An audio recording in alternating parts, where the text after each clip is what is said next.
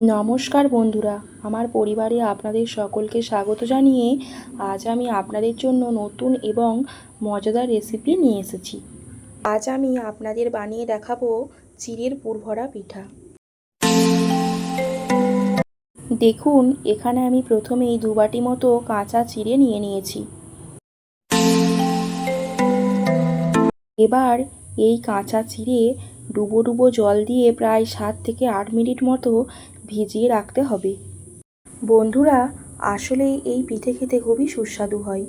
বাড়ির সাধারণ জিনিস দিয়ে এই পিঠে খুব সহজেই বানিয়ে নিতে পারবেন। প্রায় 7 থেকে 8 মিনিট ভিজিয়ে নেওয়ার পর একটি ঝাঁঝরিতে চিড়েগুলি ছেঁকে তুলে নিয়েছি এবং বেশ কিছুক্ষণ ধরে জল ঝরিয়ে নিয়েছি।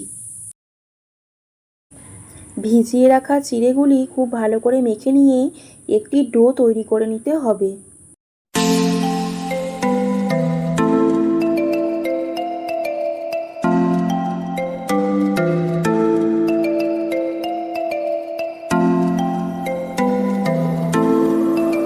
আপনারা যদি এখানে ভিজিয়ে রাখা চিড়েগুলি মেখে নেওয়ার সময় মনে করেন অল্প পরিমাণ জল দেবেন তো দিতে পারেন, তাতে কিছু অসুবিধা হবে না। আমি এখানে কোনো রকম জল ছাড়াই খুব ভালো করে মেখে নিয়ে ডো তৈরি করে নিয়েছি।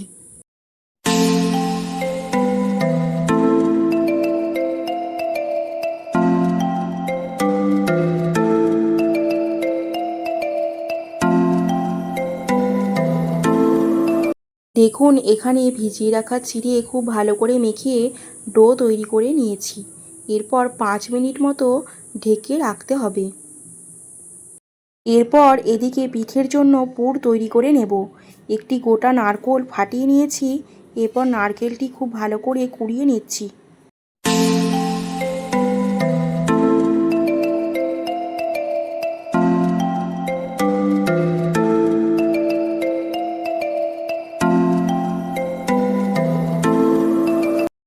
এদিকে নারকেল খুব ভালো করে কুড়িয়ে নেওয়া হয়ে গেছে।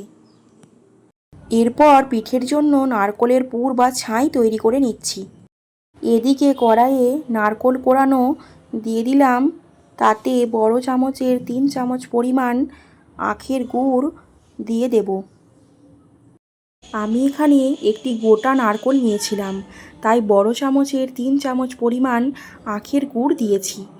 আপনারা এখানে আপনাদের পরিমাণ মতো আখের গুড় দিয়ে দেবেন, অথবা আপনারা গুড়ের বদলে চিনিও ব্যবহার করতে পারেন।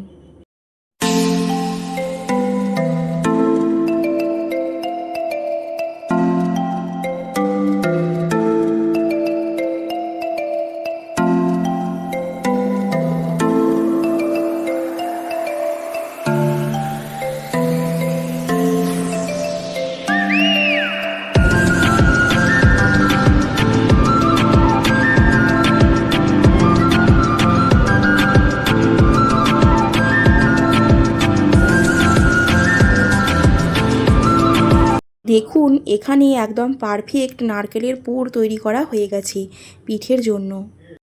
এদিকে চিড়ের ডোগুলি 5 মিনিট মতো ঢাকা দিয়ে রেখেছিলাম। এরপর ছোট ছোট আকারে ভেতরে পুর দিয়ে পিঠেগুলি বানিয়ে নিতে হবে। আপনারা এখানে আপনাদের মতো যে কোনো রকম ডিজাইন করে নিতে পারেন।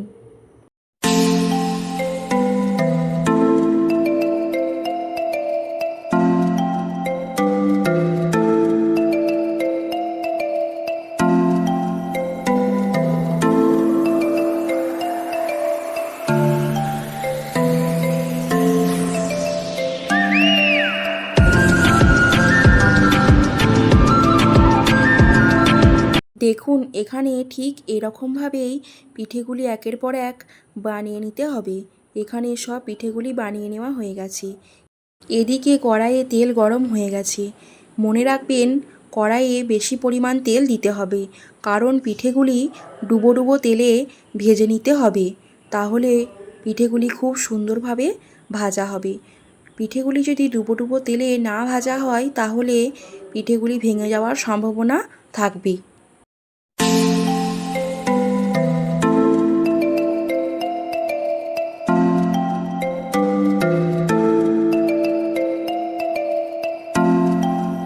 একের পর এক পিঠেগুলি এইভাবে ভেজে নিতে হবে। আলতো হাতে হালকা করে ভেজে নিতে হবে। দেখতে হবে যেন পিঠেগুলি না ভেঙে যায়।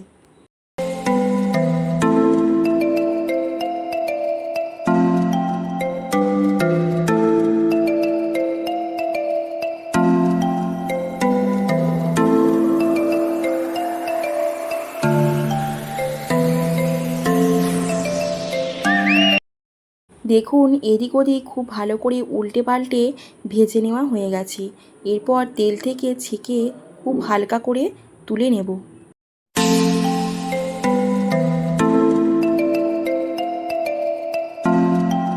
দেখুন পিঠেগুলি কত সুন্দর দেখতে হয়েছে, একদম নরম তুলতুলে স্পঞ্জি টাইপের এবং ভেতরটা খুব সুন্দর হয়েছে।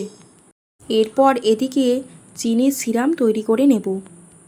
বন্ধুরা, এই পিঠেগুলি দুরকমভাবেই খাওয়া যায় এবং দুরকমভাবে খেতে খুবই ভালো লাগে।